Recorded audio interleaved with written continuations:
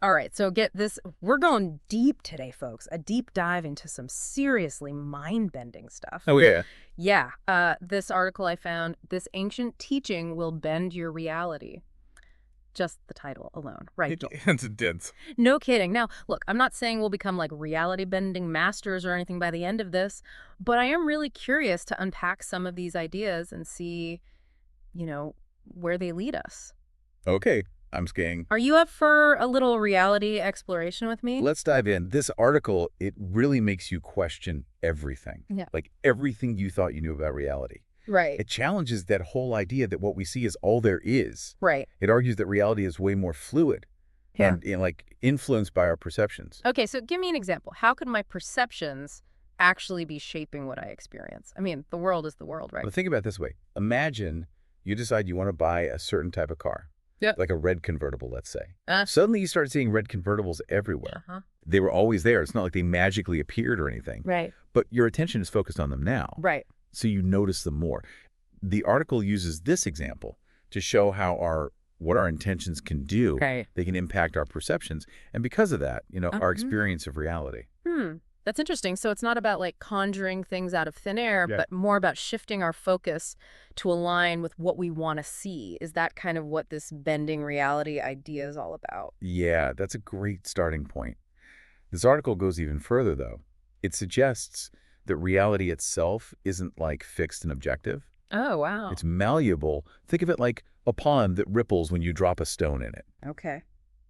Our thoughts and beliefs, according to this ancient teaching, can create similar ripples Interesting. in the fabric of reality. So what is that fabric? Now, that's a whole other conversation. Okay, we'll save that one. But the idea here, the point is we're not just passive observers, Right. We're active participants in shaping our reality. Okay, hold on. I'm trying to wrap my head around this. So you're saying it's not like I can just wish for $1 million and poof, it'll just magically appear in my bank account. But maybe my thoughts and beliefs can like influence the opportunities that come my way or Yeah. how I perceive the world around me. Precisely. It's about recognizing the power of our internal states. So our thoughts, our beliefs, emotions, and character, and how they influence our external experiences. It's not magic, Right. but it does suggest a pretty deep level of interconnectedness Yeah. between our inner world Uh-huh. and the world around us. I'm intrigued, but I'll be honest, I'm also a little skeptical. I need to see some concrete examples. How does this bending reality thing actually work in practice? This article, it mentions some specific techniques, right? Yes, it does. And they all revolve around aligning our internal states with the reality we want to experience. Right. One of the key techniques is attention, which we already touched upon. Right, the car example. Exactly. The more we focus on what we want, the more likely we are to notice opportunities related to it. Hmm. The article talks about training our minds to see possibilities instead of limitations.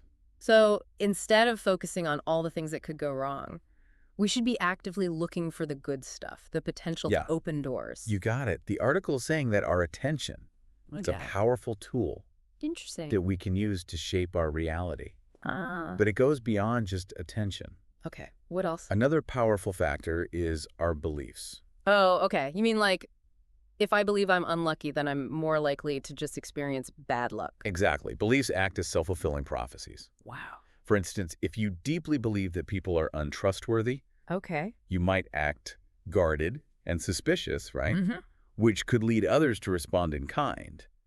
And that in turn reinforces your initial belief. Oh, so it's a vicious cycle. It becomes a vicious cycle. That's a powerful example. It really makes you wonder what other limiting beliefs we might be carrying around without even realizing it.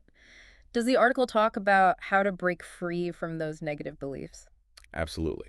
It encourages us to become aware of our beliefs and to challenge the ones that are holding us back. It suggests that we can consciously choose new, empowering beliefs that support the reality we want to create. Okay, I'm starting to see how this all ties together. We shift our attention to what we want. We examine and challenge our limiting beliefs. What else is there? Emotions play a role in this too, right? Emotions are incredibly powerful. This article suggests that emotions, they aren't just reactions. Oh, interesting. They're creative forces. Huh? They can shape our reality Yeah. by influencing our energy and the way we interact with the world. Give me an example. Gratitude, for example. Gratitude is a powerful emotion Okay. that can shift our energy and attract positive experiences. So basically feeling good attracts good things. Yes, something like that. That's something I can get behind. But what about the not so good emotions? Like anger, sadness, frustration. Do those also shape our reality? That's a great question. Mm. And that's where this article brings up the importance of emotional intelligence. Uh-huh. It's not about denying or suppressing negative emotions. Oh, okay. It's about understanding and processing them in a Yeah. healthy way. Right. It's about using them as information and guidance rather Interesting. than letting them control us. So no toxic positivity here, just honest, authentic engagement with our full range of emotions. Exactly. The article emphasizes the importance of embracing our full emotional spectrum I like it. and learning to work with our emotions constructively. This is all starting to sound less like bending reality and more like, I don't know, mastering ourselves. Would you say that's accurate? That's a really insightful observation. It is about recognizing that we are not just passive observers of reality, but Mhm. active participants in its creation. Yeah. Mastering ourselves, Mhm. understanding our inner world is a key part of that process. Whoa, that's deep. I need a moment to process all of this. I hear you. This is a lot to unpack, and we've only just scratched the surface here. This article goes on to explore the power of language Oh, okay. and the stories we tell ourselves, Right. which also play a significant role in shaping our reality. Well, I guess we better get to it then. I'm ready to dive deeper into this whole All thing. right, let's do it. You mentioned language and stories before. That's where things get really interesting. The article suggests that even the words we use, Mm-hmm. both internally and out loud, Mm-hmm. they have a real impact on how we actually experience life. So you mean like, if I'm always telling myself I can't do it, then I'm actually making it less likely that I'll succeed. I always thought that was just like a confidence thing, not a reality bending thing. It's both, really. It's about becoming aware of the language we use Yeah. and consciously choosing words that empower us rather than limit us. Okay. Think about it this way. Instead of saying, I have to go to work, try saying, I choose to go to work. Might seem like a small change, but it subtly shifts your perspective from obligation to empowerment. That's a really fascinating point. It's like we're literally rewriting the script of our lives with the words we choose. Speaking of scripts, you mentioned stories earlier. What's the connection there? Well, the article argues that we all tell ourselves stories about our lives, about who we are, what we're capable of, Yeah. and what the world is like. These stories, whether we realize it or not, become our reality. So I keep telling myself a story of struggle and hardship. I'm more likely to experience, well, more struggle and hardship. But how can simply changing the story in my head actually change my reality? Think about it this way. Imagine you're wearing a pair of glasses with tinted lenses. Those lenses, they're going to affect how you see the world, right? Right.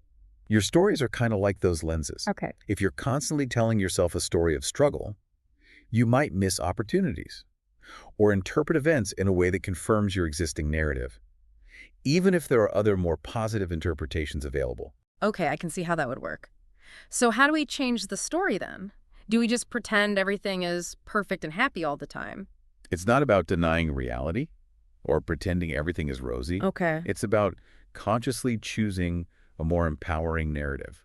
All right. Maybe instead of seeing yourself as a victim of circumstance, you choose to see yourself as a resilient survivor instead of a story of struggle. It becomes a story of growth and transformation. That's powerful stuff.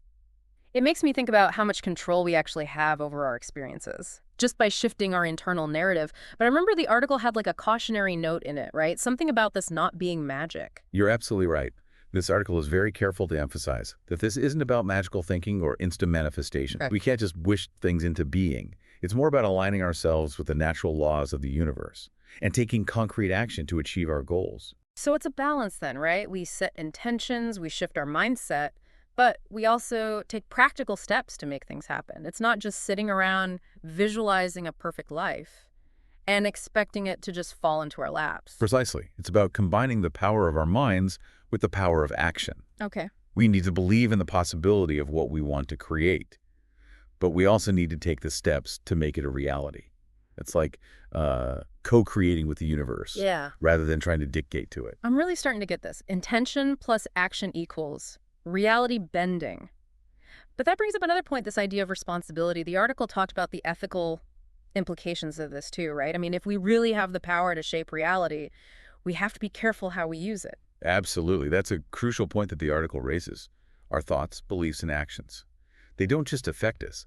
They ripple outward and affect the world around us. Right. We have a responsibility to use this power wisely and ethically. That's a pretty big responsibility, to be honest. It's a bit daunting. What if I accidentally bend reality in a way that hurts someone else? How do we even know what's truly for the greater good? Those are great questions, and Yeah. ones that the article encourages us to contemplate deeply. It suggests that we start by examining our own intentions. Okay. Are we acting from a place of love, compassion, a genuine desire to contribute to the world? Or are we driven by fear, ego, a desire for personal gain at the expense of others? So it all comes back to self-awareness then, right? Being honest with ourselves about why we want what we want and checking in with our motives before we start trying to bend reality to get it. Exactly. It's about aligning our actions with our highest values Yeah. and making sure that what we're putting out into the world is something we can be proud of. This is all incredibly fascinating, but I have to admit I'm feeling a bit overwhelmed this whole idea of bending reality. Having this much power over our experiences, it's a lot to process. I understand. It's a big shift in perspective. We're moving from seeing ourselves as passive observers to active participants in the creation of our reality. It's both empowering and a little scary. Absolutely. But I think that's the beauty of it. It reminds us that we have more agency than we often give ourselves credit for. So it's not about trying to control everything, though, is it? More about cooperating with the You universe. got it. It's about understanding that we're part of something much bigger than ourselves Right. and working in harmony with the natural flow of life. This whole conversation has been mind-blowing. I need a moment to digest all of Me this. too. There's so much to unpack here. It really makes you think about the power of our thoughts and how we can use them to create a more fulfilling and meaningful life. All right, so we've talked about a lot in this deep dive, from the power of our thoughts and beliefs to like aligning our actions with our values. But I feel like there's still more to uncover, especially when it comes to actually applying these principles in real life. The article mentions that bending reality, it's not always easy. Right. Yeah, definitely. It's important to be realistic. Like, we're not going to suddenly become immune to challenges or anything. Just because we're aware of these concepts, life is always going to throw curveballs our way. So what do we do when we hit those roadblocks? How do we stay aligned with this whole idea of shaping our reality? When things just don't go according to plan, does that mean we're doing something wrong? No, not at all. The article emphasizes the importance of persistence and flexibility. Mhm. It's about understanding this is a process, not a one-time fix. There will be ups and downs, breakthroughs, setbacks. The key is to learn from our experiences Okay. and adjust our approach as needed. So instead of getting discouraged when we face a challenge, we should see it as an opportunity to learn and grow. Exactly. It's about finding that sweet spot between intention and surrender. Interesting. We set our intentions, we take action, but we also stay open to the possibility that there might be a better way, Hmm. a higher path that we haven't even considered yet. I like that analogy, a higher path. That's a dance, not a wrestling match. Right. A dance. I like that. But I imagine it can be tough to maintain that sense of flow when we're dealing with difficult emotions, like frustration or disappointment. What advice does this article offer for navigating those moments? The article stresses the importance of staying grounded Mm. and connected to the present moment. Mm. It's easy to get caught up in our desires, Yeah. our fears, expectations, Right. and lose sight of what's actually happening right now. So mindfulness is a key part of this whole process then. Exactly. Like taking a deep breath, being present in our bodies, noticing what's happening around us. Yeah, all of that. It reminds me of that saying, the only way out is through. We can't just wish away the challenges, can we? We have to move through them with Yeah. awareness and grace, and maybe that's where the real growth happens. Beautifully put. Yeah, And the more we practice this, the more resilient we become. yeah. We develop a deeper trust in ourselves, in the universe, and in our ability to handle whatever comes our way. Wow. We start to realize that challenges, they aren't roadblocks, but stepping stones on the path to our goals. That's a good way to look at it. This whole deep dive has been a wild ride. We started with the idea of bending reality, and now we're talking about mindfulness, resilience, trusting the universe. It's like a whole philosophy of life. It really is. And what I find so fascinating is that these aren't like new age concepts or anything. These Huh. are ancient teachings passed down through Like generations that. that remind us of our interconnectedness with all things and our innate power to shape our experience of reality. It's empowering, isn't it, to realize that we're not just passive passengers on this ride called life, It is? but that we have the ability to influence our direction, and Right. create a reality that's more aligned with our values and aspirations. Absolutely. And even if we can't control every aspect of our journey, we can choose our attitude, our responses, Mm. and the stories we tell ourselves along the way. So, as we wrap up this deep dive into bending reality, what would you say is the most important takeaway for our listeners? What's the one thing you hope they remember from this conversation? I think the most important takeaway is that reality, it's more fluid and responsive to our internal states than we often realize. Yeah. We have more agency than we think, and we can use that agency to create a life that is more fulfilling, more meaningful, and aligned with our highest potential. That's an incredibly empowering message. I love it. Any final thoughts or words of wisdom before we sign off? Just remember, this is a journey, not a destination. There will be moments of doubt, moments of frustration, but don't give up. Stay curious, stay open to learning, and most importantly, trust yourself and the process. Beautifully said. And as the article put it, what reality are you currently creating consciously or unconsciously? I think that's a really powerful question for all of us to consider as we move forward. Indeed. It invites us to step into our power as co-creators and to shape a reality that is not only fulfilling for ourselves, but also beneficial for all. On that note, we'll wrap up this deep dive into bending reality. We hope you enjoyed the journey as much as we have. Until next time, keep those minds open, those hearts curious, and those intentions aligned with your highest purpose.